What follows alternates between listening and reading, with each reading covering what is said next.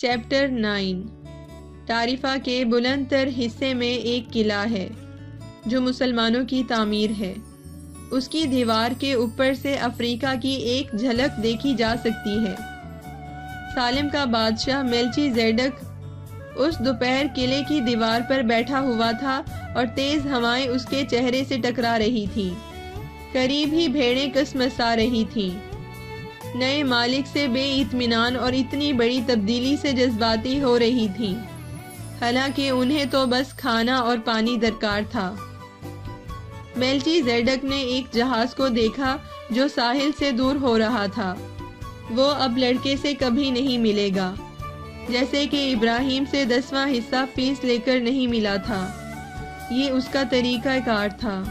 دیوتاؤں کی کوئی خواہش نہیں ہوتی، کیونکہ وہ تقدیر نہیں رکھتے، لیکن سالم کے بادشاہ کو کبھی امید تھی کہ لڑکا کامیاب و کامران ہو جائے گا۔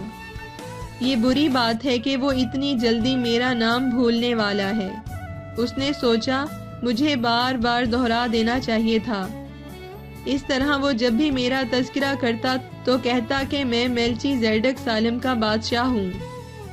اس نے آسمان کی جانب دیکھا اور کہا، میں جانتا ہوں کہ یہ گھمنڈوں کا گھمنڈ ہے، جیسا کہ تو نے کہا میرے مالک، لیکن بوڑھے بادشاہ کو کبھی کبھی خود پر فخر ہوتا ہے۔